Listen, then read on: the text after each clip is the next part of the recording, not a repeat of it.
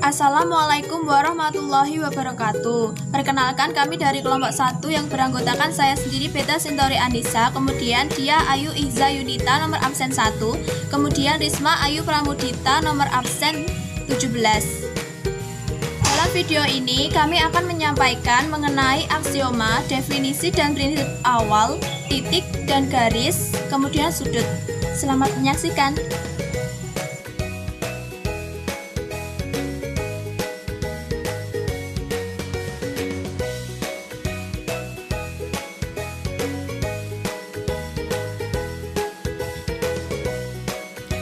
Dalam geometri, beberapa relasi antara elemen harus diterima tanpa bukti. Relasi ini disebut aksioma atau postulat. Sedangkan relasi yang dapat dibuktikan disebut teorema atau dalil. Beda aksioma dengan postulat adalah aksioma berlaku untuk semua sains, sedangkan postulat berlaku untuk suatu sains tertentu dan dipandang sebagai aturan permainan. Suatu definisi harus reversible, yaitu harus dapat dinyatakan dalam bentuk IFF. IFF yaitu jika dan hanya jika, atau if and only if, disingkat menjadi IFF. Sebagai contoh, suatu segitiga sama sisi adalah suatu segitiga yang ketiga sisinya sama, atau segitiga disebut sama sisi IFF ketiga sisinya sama. Definisi memungkinkan kita menghubungkan elemen-elemen dan relasi-relasi yang dapat dinyatakan dalam undefined elements, postulat, elemen yang didefinisikan sebelumnya, dan relasi yang telah dibuktikan sebelumnya. Ikhtisarnya sebagai berikut.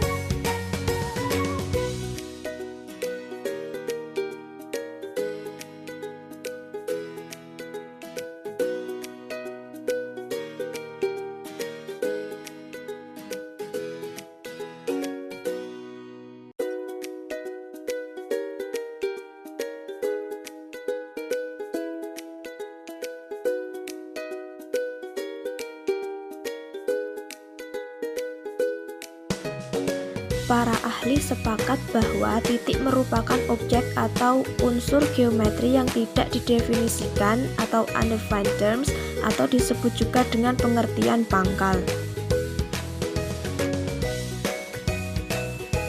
Selanjutnya, hubungkan antara titik A dan titik C atau titik B dengan titik C. Sebuah garis adalah kumpulan titik-titik.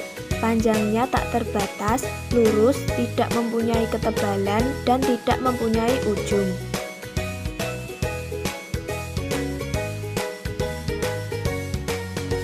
Garis lurus panjangnya tak terbatas.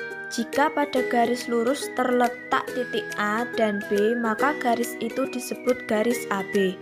Garis itu juga biasanya dinyatakan dengan huruf kecil G, H, J, K, L, dan seterusnya. Bagian garis di antara A dan B disebut ruas garis AB. Ruas garis panjangnya terbatas.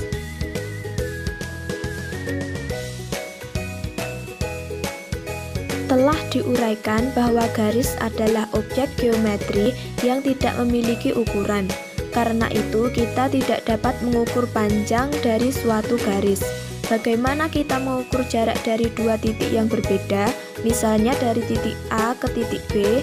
Kita harus membatasi jarak antara dua titik yang berbeda tersebut, sehingga kita dapat menemukan ukuran dari jarak dua titik tersebut. Jika kita menarik garis dari titik A ke titik B, kita menemukan ruas garis AB.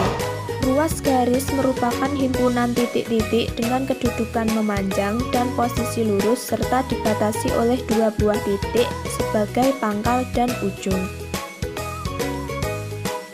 Dalam geometri Euclid terdapat 5 aksioma, yaitu aksioma 1, dari dua buah titik yang berbeda dapat dibuat tepat sebuah garis. Aksioma 2, Suatu ruas garis yang terbatas jika diperpanjang akan menghasilkan sebuah garis. Aksioma 3, untuk mendeskripsikan suatu lingkaran diperlukan suatu pusat dan jari-jari. Aksioma 4, semua sudut siku-siku sama satu dengan lainnya. Aksioma 5, jika suatu garis memotong dua garis lainnya sedemikian hingga sudut dalam yang terletak pada sisi yang sama jumlahnya kurang dari dua sudut siku-siku.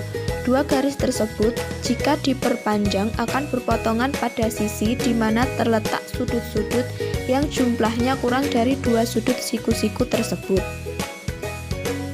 Aksioma yang berkaitan langsung dengan garis dan sudut yaitu pada aksioma 1, 2, dan 4.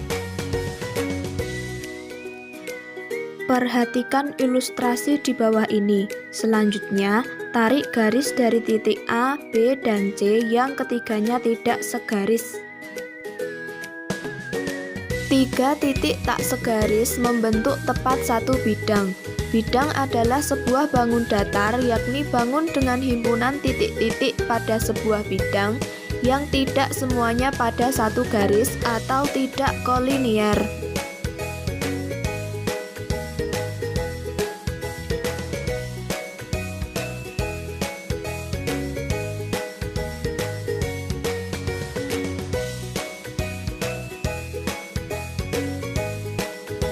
Saya Dia Ayu Zainita, NIM 140142004, izin melanjutkan materi yang telah disampaikan oleh kita. Definisi sudut yaitu sebuah daerah yang terbentuk dari dua buah sinar garis yang bertemu di satu titik pangkal yang sama. Nah, titik temu dua garis tersebut dinamakan dengan titik vertex. Dalam bahasa matematika, sudut dituliskan atau disimbolkan dengan tanda seperti ini. Nah, di sini saya akan menjelaskan mengenai definisi pelurus, penyiku, sudut bersisian, dan sudut bertolak belakang. Yang pertama adalah pelurus, yaitu merupakan tambahan sudut untuk menjadi 1800. Yang kedua adalah penyiku, yaitu merupakan tambahan sudut untuk menjadi 900. Dan yang ketiga adalah sudut bersisian, yaitu dua sudut yang satu kakinya bersekutu dan mempunyai titik sudut yang sama. Dan yang keempat adalah sudut bertolak belakang, yaitu dua sudut yang kedua kakinya bersambungan. Nah, di sini saya juga akan menjelaskan mengenai teorema. Teorema sendiri mempunyai 4 definisi atau ketentuan. Yang pertama adalah selisih pelurus dan penyiku sudut yang sama, maka sama dengan 900. Dan yang kedua adalah dua sudut yang pelurusnya sama, maka akan sama besarnya. Dan yang ketiga adalah dua sudut yang penyikunya sama, maka akan sama besarnya juga. Dan yang keempat adalah sudut bertolak belakang, maka besarnya akan sama juga. Nah, di sini saya akan menjelaskan mengenai notasi untuk sudut. Nah, di sini teman-teman bisa lihat ada dua garis yang berpotongan di satu titik. 1, 2. Maka akan menghasilkan 4 buah sudut, yaitu 1, 2, 3, 4. Jadi dari dua garis berpotongan tersebut dapat menghasilkan 4 buah titik sudut. Nah, untuk gambar bagian bawah, di sini dijelaskan bahwa titik sudut berada pada huruf B, sedangkan AB dan BC disebut sebagai kaki-kaki sudut, sehingga dapat menghasilkan pernyataan sebagai berikut. Nah, di sini mengapa B berada atau diletakkan di tengah? Hal ini disebabkan karena B merupakan titik sudut, sehingga B selalu diletakkan di tengah-tengah. Di sini saya juga akan menjelaskan mengenai sudut lancip, sudut siku-siku, sudut tumpul, dan sudut lurus. Nah, yang pertama saya akan menjelaskan mengenai sudut lancip. Sudut lancip sendiri ukurannya adalah kurang dari 90 derajat. 90 derajat. Nah, untuk yang kedua adalah sudut siku-siku, yaitu ukurannya adalah tepat 90 derajat. maka disebut dengan sudut siku-siku. Dan yang ketiga adalah sudut tumpul, yaitu lebih dari 90 derajat namun kurang dari 180 derajat. Maka gambarnya adalah demikian. Dan yang terakhir adalah sudut lurus, yaitu ukurannya adalah tepat 180 derajat.